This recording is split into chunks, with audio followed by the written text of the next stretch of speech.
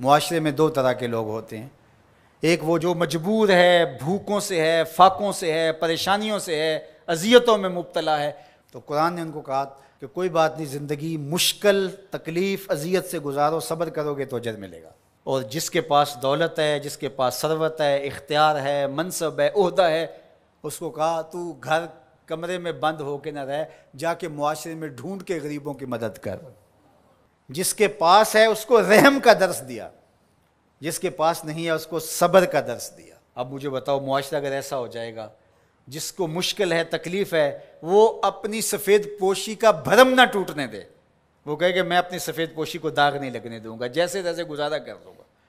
اور جس کو اللہ نے ثروت سے نوازا ہے، وہ کہے کہ میں اپنے ماتحت اور اپنے دوستوں، اپنے ہمسایوں، اپنے عزیزوں، رشتہ داروں، اپنے اطراف میں بسنے والوں لوگوں کی ضرورت کو پورا کروں۔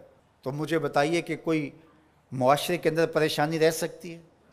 ایک گلی کے اندر 10 گھر رہتے ہیں، فرض کرو اس کے اندر 2 یا 3 گھر غریب ہوں گے، 4-5 گھر جو ہیں متوسط ہوں گے، جو اپنا کماتے ہیں، ضرورت کو پورا کرتے ہیں، 2-3 گھر جو ہے وہ امیر ہوتے ہیں۔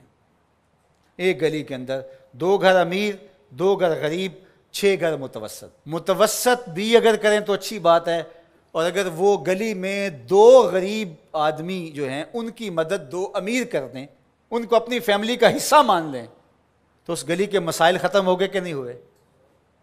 ان کی بیٹیوں کے رشتے قبول کر لیں، مسائل ختم ہوئے کہ نہ ہوئے؟ اس طرح گلی گلی، بستی بستی، صبر کرنے والے صبر کر کے دکھائیں۔ سیدنا علی المرتضیٰ رضی اللہ تعالیٰ عنہ سے روایت ہے، آقا کریم نے فرمایا جو اللہ کے دیے گئے تھوڑے رزق پہ راضی ہو گیا، اللہ قیامت کے دن اس کے تھوڑے عملوں پہ راضی ہو جائے گا۔ اس کے لیے کتنی موج ہے۔ دنیا میں تو تکلیفیں صحیح، دنیا میں تو اذیتیں صحیح، لیکن آخرت میں اس کا صلہ کتنا ہے؟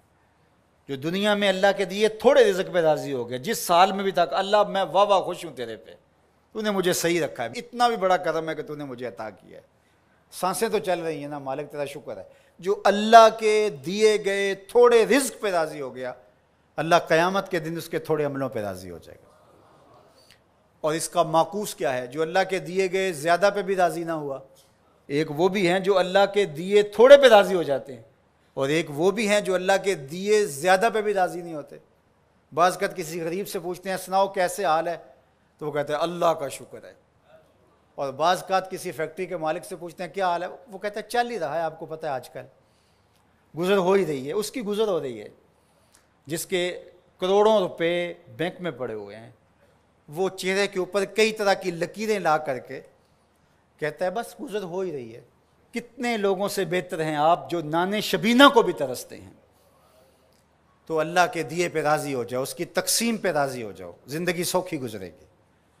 نہ راضی ہو گے تو پھر کیا کر لیں گے ہم؟ اگر اللہ پہ راضی نہیں ہوں گے تو پھر کیا کر لیں گے؟ پھر بھی تو ایسے ہی گزرے گی۔ تو بہتر نہیں راضی ہو کے گزرے اور آخرت کا سودا ٹھیک ہو جائے۔ تو ان کو کہا جو پھنسے ہیں، جن کی گردنیں پھنسی ہوئی ہیں، تم ہر حال میں اللہ کا شکر ادا کرو۔ اور دوسروں کو کہا کہ یہ تمہاری بھول ہے کہ ہم دیں گے تو اتنا کم ہو جائے گا۔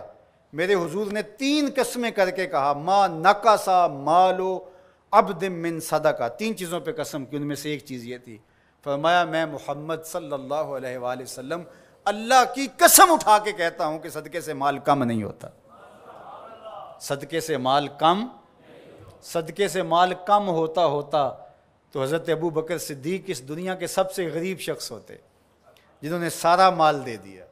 حضرت عثمان غنی سب سے غریب ہوتے، حضرت عبد الرحمن ابن عوف سب سے غریب ہوتے، جنہوں نے 30,000 غلام آزاد کیے زندگی میں۔ تو مال خرچ کرنے سے کم نہیں ہوتا، اور یہ بات حضور ویسے بھی فرما دیتے تو کافی تھا، لیکن میرے حضور نے قسم کر کے کہا کہ میں رب کی قسم کر کے کہتا ہوں کہ صدقے سے مال کم نہیں ہوتا۔ اللہ ہم سب کو سورہ البلد کے مضامین پر غور و تأمل کی توفیق